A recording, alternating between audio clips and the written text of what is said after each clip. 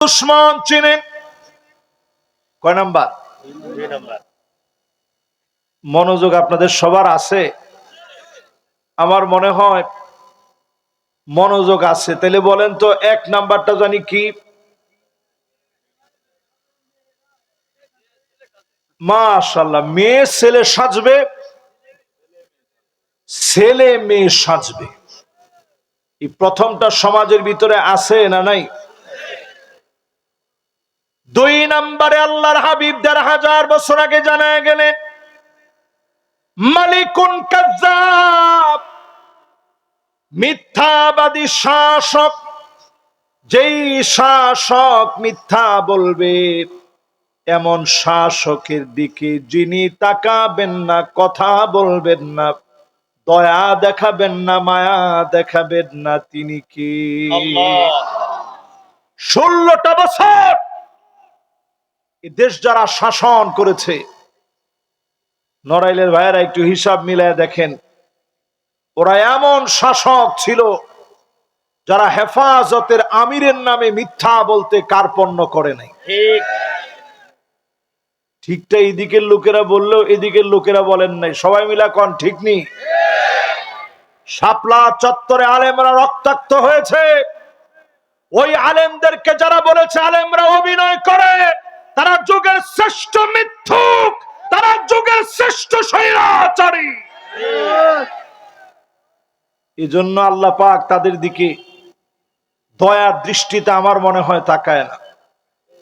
১৬ বছর তারা জুলুম করার পরেও প্রশাসন সহ সব তাদের হাতের মধ্যে ছিল, কিন্তু পালা যাওয়ার সময় গরম ভাত ছিল, জালেমেরা খেয়ে যেতে পারে না। ঠিক কিনা বলেন?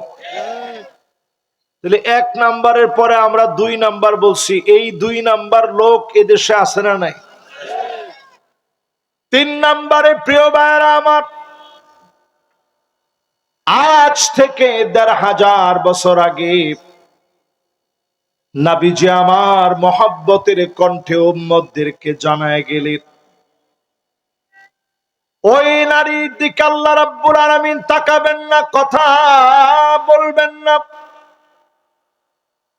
যেই নারী স্বামীর প্রতি সন্তুষ্ট হতে পারে না, এমন নারী সারা বাংলাদেশে থাকলেও নড়াইলের মাটিতে না। আমার মনে হয় হুজুর এই ওয়াজটার অনেক দরকার, একটু জোরে সোরে করেন। অধিকাংশ নারী এখন এমন হয়ে গেছে স্বামীর প্রতি সন্তুষ্ট না। কি নাই কর? মাশাআল্লাহ, এখনকার নারীদের সব আছে, স্বামীর প্রতি সন্তুষ্ট হতে পারে না। ঠিক কিনা বলে? মহিলাদের কয়েকটা বদ খাসিলত বিভিন্ন হাদিস গ্রন্থের ব্যাখ্যা গ্রন্থগুলোতে এসছে। বদ খাসিলত নাম্বার ১, আন্নানা, সব আমার লাগবে, মা বাপকে ১ টাকা দিতে পারবা না, এমন মহিলা সারা বাংলাদেশে থাকলেও এ এলাকাতে না। যে জুড়ে আছে বলছেন। আচ্ছা, টাকা কামাইতেছে ওই লোকের ছেলে, কষ্টে কষ্টে কষ্টে তিল তিল করে যে ছেলেরে বড় বানাইছে, ওই ছেলে ইনকাম করে। ১ টাকা খরচ করতে গেলে নারীর অর্ডার লাগে। এরকম নারী এখন আছে না নাই? আতা আর রাজুল ইমরাতাহু, কিয়ামতের আগে নবীজি বললেন,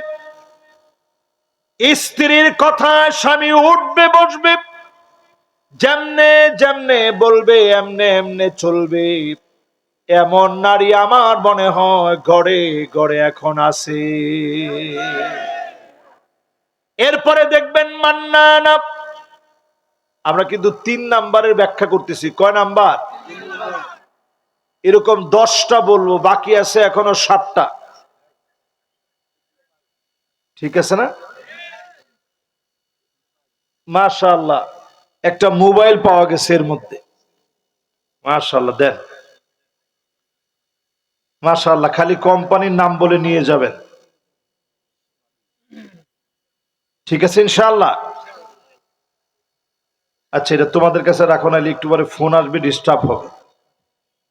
তাহলে এবার একটু আমার সাথে সাথে বলেন তো দেখি, সব আমার নামে লিখে দাও, এরকম মহিলা এখন আছে? এরপরে দেখবেন মান্নানা কথায় কথায় খোঁটা দিবে, আমি দেখে তোমার ঘর করে খেয়ে গেলাম, আছে? এটা বলার পরে অনেক পুরুষের চেহারাটা অন্যরকম হয়ে গেছে, যে হুজুর ঠিক আছে তো। আচ্ছা কম তো দেখি, এরকম দিনে কয়বার কয়? কার কার বউ কয় একটু হাত তুলেন তো দেখি। মাশাআল্লাহ, তিনজন হাত তুলছে, এর মধ্যে একজন বিয়ে শাদী করেনি। পিছনে একজন হাত তুলছে, একেবারে স্ট্রেট ফরওয়ার্ড লোক, ডাইরেক্ট কথা বলা লোক।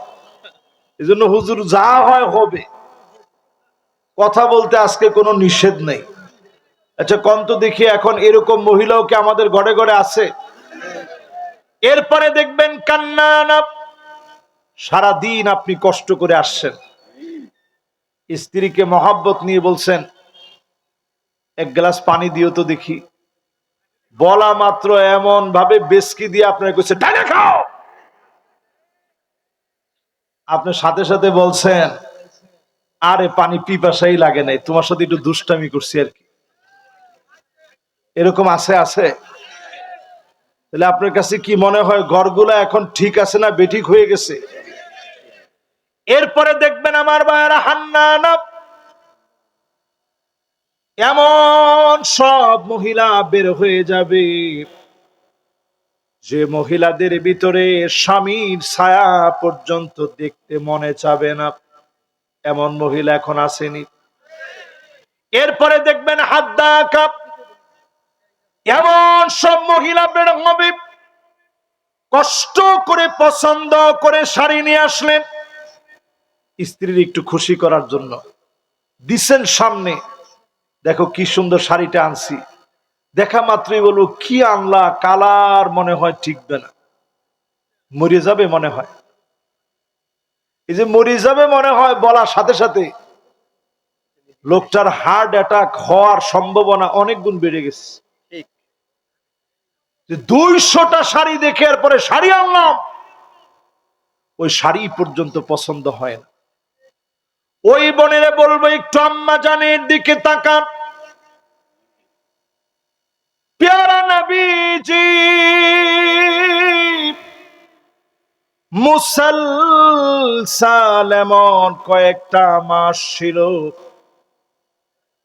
একদিন নবীজির চুলার ভিতরে আগুন জ্বললে অন্যদিন চুলার ভিতরে কোনো আগুন ছিল না।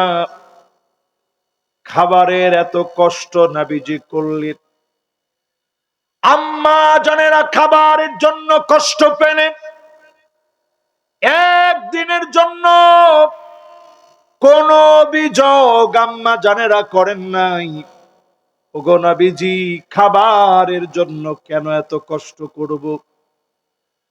ফজরের নামাজের জন্য নবীজি চলে যেতেন, নামাজের পরে মাসনুন দোয়া গুলো পড়তেন, সূর্য ওঠা শুরু হতো, হারাম ওয়াক্ত শেষ হয়ে যেত, ইশরাকের 2 রাকাত নামাজ নবীজি পড়তেন, এরপরে নবীজি ঘরে আসতেন, ফজরের নামাজের সময় নামাজ পড়ার পরে যারা নামাজি আছেন হাঁটাহাঁটি করে এসে যেমন নাস্তা করেন, নবীজি এসে বলতেন কোনো কিছু কি আছে? প্রায় সময় আম্মা জানেরা বলতেন, ওগো নবীজি ঘরের মধ্যে কোনো খাবার না। সঙ্গে সঙ্গে নবীজি বলতেন, যাও কোনো আফসোস নাই, আজকেও রোজা রেখে ফেললাম। এক ডোক পানি নবীজি সাহারিতে খায় নাই, অর্ধেকটা খেজুর পর্যন্ত নবীজি সাহারিতে পায় নাই। এরপরেও নবীজি আমার রোজা রেখে ফেলতেন, সবর করলেন। আম্মা জান আয়েশা বলেন, আমি প্রায় সময় নবীজির কান্নার কারণে ঘুমটা ভেঙে যেত। আমি আমার কানটারে নবীজির জবানের সামনে নিয়ে যেতাম। কি বলে নবীজি এত পরিমাণ কান্দে, জবানের সামনে যখন নিতাম আমি শুনতাম খাবারের কষ্টে নবীজি কান্দে না। আমি শুনতাম নবীজি কান্দে আর আল্লাহর কাছে বারবার বলে, আল্লাহুম্মা উম্মতি,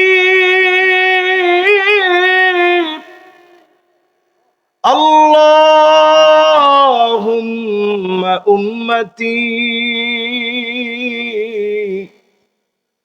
আল্লাহ